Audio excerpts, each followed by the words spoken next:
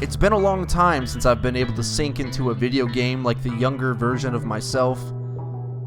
Kids before video games sank into imaginary worlds of pirates or Star Wars, but today, the inner child of gamers are always looking for an experience to take them somewhere.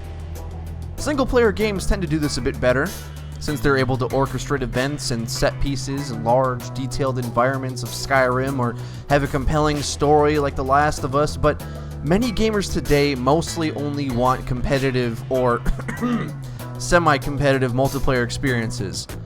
It's much harder to create an immersive multiplayer game because all that matters is feel. Needless to say, shooter fans haven't found a game that fired on all cylinders to suck them into the action in over 10 years. Until now. Titanfall was love at first play. I got an adrenaline rush just learning the basics of wall running and double jumping. I was giddy in love with Titanfall just by first contact of its feel. Titanfall accomplishes the hectic, chaotic, immersive environment that the Battlefield series strives for, while giving a throwback to a time when movement in FPS was crucial, fast, and invoked a constant state of euphoric awareness. I expected this game to disappoint me. I've prophesized so much about the combinations it was giving us and how it was right up my alley. I've been hurt before, so I figured I'd be hurt again, despite being right about everything I said in the entire game completely.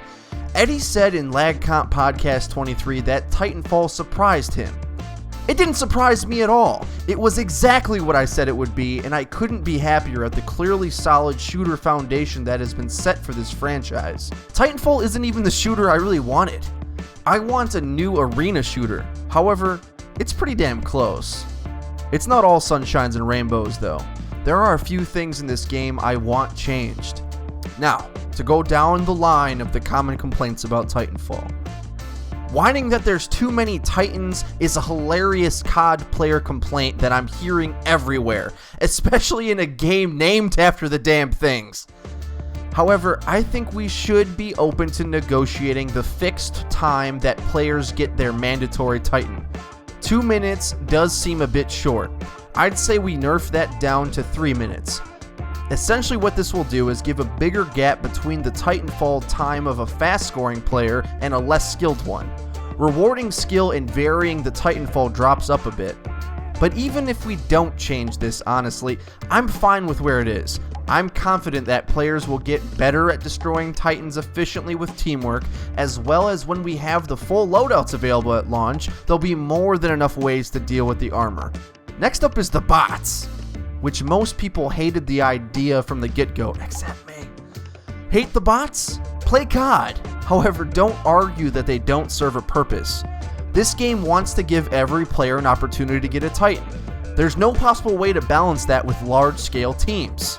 Also, the game wanted to have and facilitate some fairly skillful movement aspects, as well as have moderate kill times that require gun skill. These things deter casual players from playing. You can't both have a widely difficult game and a large casual community. It's not possible. The gaming market that consoles target nowadays is not the hardcore market of PC, or even the more hardcore market when Halo dropped. Games can't afford to be that hard, and let's face it, if you want a more hardcore game, play other indie games on the PC. That's the only place you'll find them. But keep those arguments about purism out of Titanfall. It's a fun, moderately skillful casual game, and let it be that. Bots don't only just keep casuals around either. And this is something I was trying to explain, probably not in so well of words the first time. What creeps do in MOBAs, it forces action in order to upgrade your character. In the same way, having bots as bait rewards an aggressive player who farms bots well more than campy opponents. The aggressive player will get rewarded with a faster Titan, crucial to winning the game. It's all balanced and engineered to work together.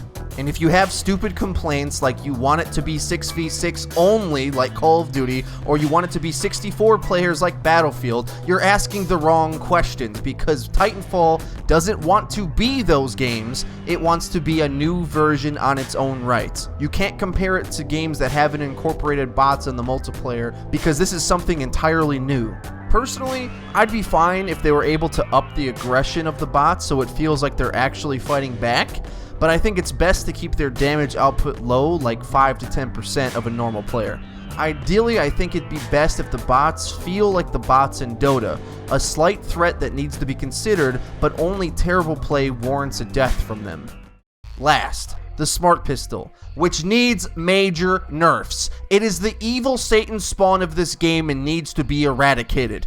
Essentially, Respawn has combined the target finder with the panic knife. The Smart Pistol's targeting system makes players react to threats faster than they normally would, and gives a simple no aim required press fire to win killing system that should never be a competitive option in a shooter, especially one where the time to kill is moderate, which forces decent aim like in this game.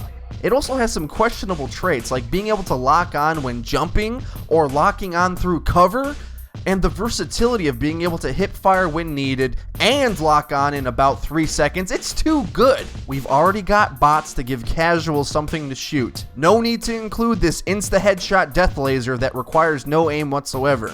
I don't do outros.